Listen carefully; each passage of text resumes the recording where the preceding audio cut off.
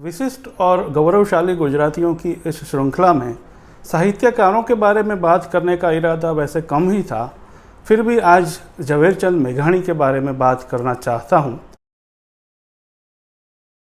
गुजरात के बहुत बड़े साहित्यकार थे, बहुत प्रतिभावान थे। उन्होंने जिस फोर्स से और जिस प्रतिभा से सर्जन किया है, इसकी शायद ही कहीं मिसाल मिलती हो गुजराती में। लेखन की सभी विधाओं में उनको महारत हासिल थी और उनको पढ़ के ताज्जुब होता है, उनकी वर्सेटिलिटी देख के ताज्जुब होता है कि एक आदमी इतनी इंटेंसिटी से, इतने फोर्स से, इतने सारे जो फॉर्म्स होते हैं साहित्य के, वो कैसे लिख सकता है। उनकी सबसे ज़्यादा ख्याति कवि के तौर पर हुई, लेकिन उनकी गिनी चुनी कविताएं ही आज याद की जाती है, और वो भी जो गुजराती में जिसको डायरा कहते हैं, लोक साहित्य की महफिलें, जिसमें सीरियस बातें कम ही होती है, मनोरंजन ज़्यादा होता है उसमें।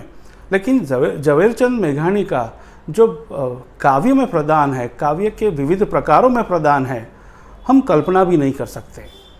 काव्य के जो सामान्य प्रकार है, भावनात्मक उर्मिशील काव्य, इसके उपरांत इन्होंने भजन लिखे, बाल काव्य लिखे, लोरियाँ लिखी, देशभक्ति के और शौर्य के गीत लिखे, कटाक्ष काव्य लिखे, पीड़ितों के गीत लिखे। पीड़ितों के कुछ गीत आप अगर आज पढ़ते हैं और आज अगर हम छापते हैं तो कोई भी कह देगा कि ये बंदा साम्यवादी है। मसलन उनकी एक कविता है जिसका शीर्षक है शौफरनी दिवाली, मतलब दिवाली के दिन एक शौफर जो होता है उसका क्या हाल होता है। बीड़ी बनाने वाली जो स्त्रियां होती है उनका गीत उन्होंने लिखा है। मजदूरों के भी काफ़ी गीत लिखे हैं, और इन गीतों में कोई वाद का रंग नहीं है। सिर्फ और सिर्फ एक मानव हृदय की जो संवेदना होती है, उसकी जो पीड़ा होती है, व्यथा होती है, इसका बहुत मार्मिक आलेखन उन्होंने किया है। वो चूँकि समाचार पत्रों से जुड़े रहे, समाचारों पर से भी उन्होंने कविताएं लिखी है, और वो भी बड़ी जानदार है। उनकी एक ज़बरदस्त महारत जो थी वो अनुसर्जन में थी। हम इनके अनुसर्जनों को अनुवाद नहीं कह सकते, वो चाहे उन्होंने अंग्रेज़ी में से किए हों या तो रविंद्रनाथ टैगोर की कविताएं जो कि गेय नहीं थी, इन कविताओं को गुजराती में उन्होंने उसका मूल भाव बराबर संजोए हुए और अपनी ओर से इस भाव को ऐसे प्रकट किया है कि आपको अगर वो कविता पढ़ते हैं तो लगता है कि ये मूल गुजराती में ही हो सकती है। और कविताओं की बात करें तो लोकगीत, इन्होंने लोकगीतों का और लोक कथाओं का जो संशोधन किया है, सौराष्ट्र के गांवों में घूम घाम कर, और ऐसा नहीं कि वो सिर्फ सौराष्ट्र में घूमे, गुजरात के और भी प्रदेशों में घूमे, उसकी भाषाएं, बोलियां, लोकगीत, लोक संस्कृति आत्मसात किया। वैसे औपचारिक पढ़ाई तो उनकी बीए अंग्रेज़ी और संस्कृत में रही, अंग्रेज़ी पर अच्छी खासी ग्रिप थी, और उन्होंने लिखा है, और खत में भी इतने सारे खत लिखे कि इसके ये 2 वॉल्यूम जो है ये इनके खतों के वॉल्यूम्स हैं। तो इसमें कई जगह लिखा है कि वो जब उर्मिशील हो जाते थे तो अंग्रेज़ी में लिखना शुरू कर देते थे। लेकिन जिस तरह से उन्होंने अंग्रेज़ी कविताओं में से गुजराती कविताओं का अनुसर्जन किया है, वो तो पढ़ते और सुनते ही बनता है। तो ये हुई कविताओं की बात। उन्होंने नॉवेल्स काफ़ी लिखे। उनका जो पहला ही नॉवेल था 1930s में, जिसका नाम था निरंजन, इसमें उन्होंने होमोसेक्सुअलिटी के इश्यू की बड़े संभावपूर्ण ढंग से चर्चा की है।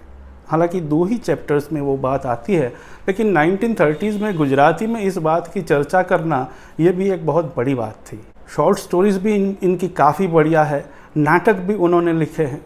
अखबार में लिखते थे, फूलछाप और जन्मभूमि अखबार, जो कि जन्मभूमि ट्रस्ट के अखबार थे, अमृतलाल सेठ के जो अखबार थे, तो उसमें पुस्तकों की समीक्षाएं भी लिखी, साहित्य के बारे में भी विवेचनात्मक भी लेख लिखे, और उनके लेख आज भी अगर पढ़ते हैं तो काफ़ी सारे उनके लेख आज भी हम ज्यों के त्यों छाप सके, इतने रेलेवेंट है।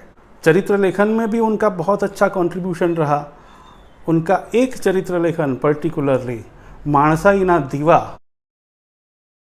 जो कि बहुत प्रख्यात गांधीवादी सेवक, और इस सीरीज़ में आगे हम जिनके बारे में बात करेंगे वो रविशंकर महाराज के बारे में था।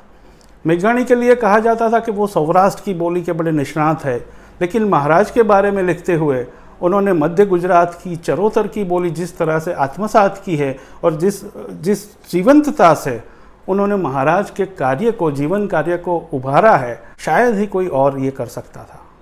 उनमें निसर्गदत्त प्रतिभा इतनी सारी थी और उसका फोर्स इतना काफ़ी था कि वो जिस दिशा में जाते वो अपना एक स्टैंप उसके ऊपर, अपनी एक मोहर अंकित करते और कुछ नया लेकर आते थे। उनकी अंगत ज़िंदगी में काफ़ी उतार चढ़ाव रहे, तो ऐसे ही एक उतार के दौरान वो बम्बई रहे कुछ अरसे के लिए, तो वहाँ उन्होंने अंग्रेज़ी फिल्में कुछ देखी थिएटर में, और इनमें से कुछ फिल्मों की कहानी उनको काफ़ी पसंद आई। तो उन्होंने एक ही बार जो फिल्म देखी है थिएटर के अंधेरे में, ना कोई नोट्स थे, ना कोई कुछ और तरीके से नोटिंग किए थे, वो कहानी जिसकी चोट इनके मन में जो उतरी थी, उन्होंने ये कहानियाँ गुजराती में फिर से अवतरित की। आप समझिए, वो सिनेमा का माध्यम है और वो बराबर समझते थे कि सिनेमा का माध्यम, उसकी एक अलग परिभाषा होती है, लेकिन वो कहानियाँ उन्होंने जिस अंदाज से गुजराती में उतारी हैं, आप वो कहानी पढ़ेंगे तो कहानी का जो मूल सार तत्व है, मूल जीवन तत्व है, इसकी जो चिरंतनता है, इतनी अच्छी तरीके से गुजराती में आई है। और इनका जो गुजराती अनुवाद है, जैसे मैंने कहा कि वो अनुसर्जन रहता था। उदाहरण के तौर पर चार्ली चैपलिन की फिल्म सिटी लाइट्स, जो कि एक मुख्य फिल्म थी, इसकी कहानी उन्होंने लिखी है और उसका शीर्षक, सिटी लाइट्स का शीर्षक उन्होंने दिया है जीवन Pradeep. Doctor Jekyll and mister hide की कहानी उन्होंने लिखी है, उसका गुजराती शीर्षक दिया है आत्मानो असुर। तो अब ये जो उनकी कहानियाँ हैं, वो साहित्य के किस लॉट में डालेंगे? इतना लिखते लिखते साथ में वो स्वतंत्रता संग्राम से भी जुड़े रहे। उनके शौर्य गीतों का संग्रह जो था सिंधुडो, वो प्रतिबंधित हो गया, उनको जेल में भी जाना पड़ा। उनकी अत्यंत प्रख्यात कविताओं में एक उन्होंने तब लिखी जब गांधी जी दूसरी गोलमेज परिषद के लिए ब्रिटेन जा रहे थे। गांधी जी के मन में काफ़ी संघर्ष था कि जाना चाहिए, नहीं जाना चाहिए। उनके मन में बहुत घमासान चल रहा था। तो उनके मन में जो चल रहा था संघर्ष, ये झवेरचंद मेघाणी ने अपनी कविता छिल्लो कटोरो जहरनो आप पी जजो बापू, ये कविता में लिखी और गांधी जी को भी ये कविता बहुत पसंद आई। और कविताओं के अलावा शायद इसी कविता के कारण उनके लिए राष्ट्रीय शायर जैसा एक विशेषण भी चलन में आया। गांधी जी ने उनके लिए ये शब्द नहीं कहे, ऐसा कम से कम रिकॉर्ड में तो कहीं नहीं मिलता है, लेकिन एक प्रजा के तौर पर गुजरातियों में झवेरचंद मेघाणी के लिए ये विशेषण काफ़ी प्रचलित हुआ है। उनकी कविताओं का अंग्रेज़ी में अनुवाद नहीं हुआ, दूसरी भाषाओं में शायद अनुवाद नहीं हुआ, इसीलिए उनकी कविताएं गुजरात के बाहर उतनी जानी मानी नहीं है। वैसे टैगोर से मिलने का उनको मौका मिला था और टैगोर और नंदलाल बोस दोनों को उन्होंने जब गुजरात का लोक साहित्य, सौराष्ट्र का लोक साहित्य सुनाया था, तो वो दोनों भी काफ़ी मुग्ध रह गए थे। और ये कोई किंवदंती नहीं है, ये एकदम डॉक्यूमेंटेड सी मुलाकात है। कवि का वास्तव के साथ मजबूत अनुबंध होना चाहिए, ऐसी भी उन्होंने कई कविताएं लिखी है जो कि आज भी हमारे लिए उतनी ही प्रस्तुत है। शांति निकेतन में और भी कई जगहों पे झवेरचंद मेघाणी के काव्य पाठ के उपरांत उनके काव्य गान के भी कार्यक्रम होते थे। वो बुलंद आवाज़ में गाते थे, उनके रिकॉर्ड्स भी बने थे। मेघाणी का जब निधन हुआ 1947 में, तब आज़ादी आई नहीं थी, लेकिन सरदार पटेल ने उनके परिवारजनों के लिए जो आश्वासन संदेश लिखा, इसमें लिखा था कि ये अग्रिम पंक्ति के स्वतंत्रता सेनानी थे और दुर्भाग्य से वो आज़ादी देख नहीं सके, लेकिन इतना ज़रूर देख सके कि वो जिस आज़ादी के लिए लड़े थे वो अब आ रही है। झवेरचंद मेघाणी की कुछ एक किताबें उनके पुत्रों विनोद मेघाणी और अशोक मेघाणी ने अंग्रेज़ी में बड़े अच्छी तरीके से ट्रांसलेट की है। उनकी एक नवलकथा वेविशाल है, जिसका अशोक मेघाणी ने द प्रॉमिस्ड हैंड नाम से अंग्रेज़ी में अनुवाद किया था, उसका तो फ्रेंच में भी अनुवाद हुआ है।